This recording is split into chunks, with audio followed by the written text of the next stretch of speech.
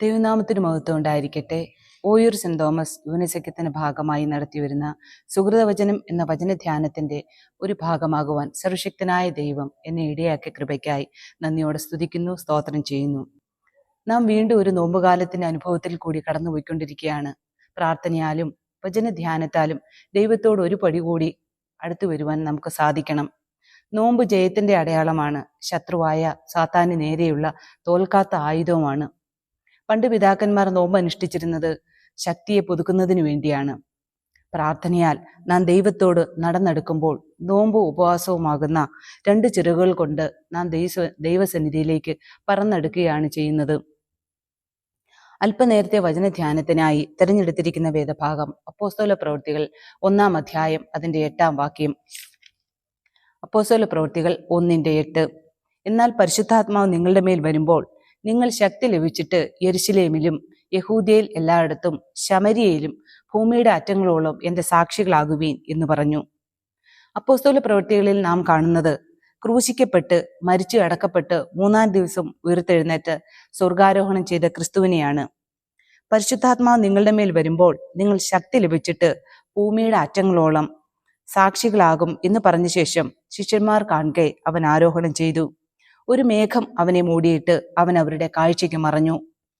യേശു തന്റെ ശിഷ്യന്മാർക്ക് ഭൂമിയുടെ അറ്റത്തോളം സാക്ഷികളാകുവാനുള്ള വലിയ ഒരു ദൗത്യമാണ് ഏൽപ്പിച്ചത്. അവർ പല ദേശങ്ങളിലേക്ക് വാങ്ങിപ്പോയി രോഗികളെ സൗഖ്യമാക്കിയും പരിശുദ്ധാത്മാവ് നിറഞ്ഞവരായി അന്യഭാഷകളിൽ സംസാരിച്ചും യേശുക്രിസ്തുവിന്റെ നാമത്തിൽ സ്നാനം കഴിപ്പിച്ചും ഉപദേശിച്ചും കൂട്ടായ്മ ആചരിച്ചും അപ്പം നുറുക്കിയും പ്രാർത്ഥന കഴിച്ചും ദൈവത്തെ സ്തുതിക്കുകയും സകല ജനത്തിന്റെയും കൃപ അനുഭവിക്കുകയും കർത്താവ് രക്ഷിക്കപ്പെടുന്നവരെ ദിനംപ്രതി സഭയോട് ചേർത്തുകൊണ്ടും ക്രിസ്തുവിന്റെ സാക്ഷികളായി തീർന്നു.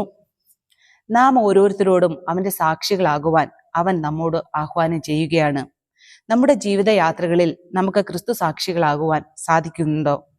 അവന്റെ പാത പിന്തുടരുവാൻ നമുക്ക് കഴിയുന്നുണ്ടോ?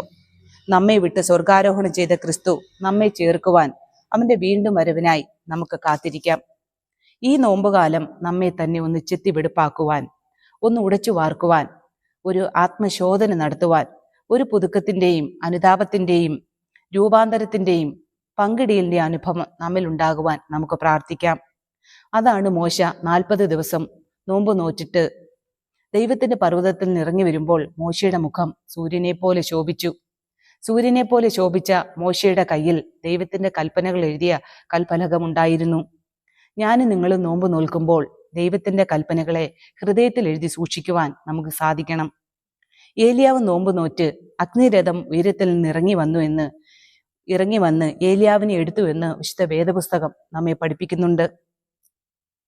ആത്മീയമായി നാം ദൈവത്തോട് ചേർന്ന് നിൽക്കുമ്പോൾ ഉയരത്തിൽ നിന്ന് പരിശുദ്ധാത്മാവിന്റെ രഥം നമ്മെ ഓരോരുത്തരെയും ദൈവത്തോട് അടുപ്പിക്കുവാൻ കൂടുതൽ സാധ്യതകളാണ് ഈ നോമ്പിന്റെ നാളുകൾ നമുക്കായിട്ട് ഒരുക്കി തന്നിരിക്കുന്നത്. നാം നോമ്പ് തോൽക്കുമ്പോൾ നമ്മുടെ നല്ല പ്രവൃത്തികൾ കണ്ട് മറ്റുള്ളവർ കൂടെ ദൈവസന്നിധിയിലേക്ക് അടുത്തു വരുവാൻ നോമ്പ് മുഖാന്തരമായി തീരണം.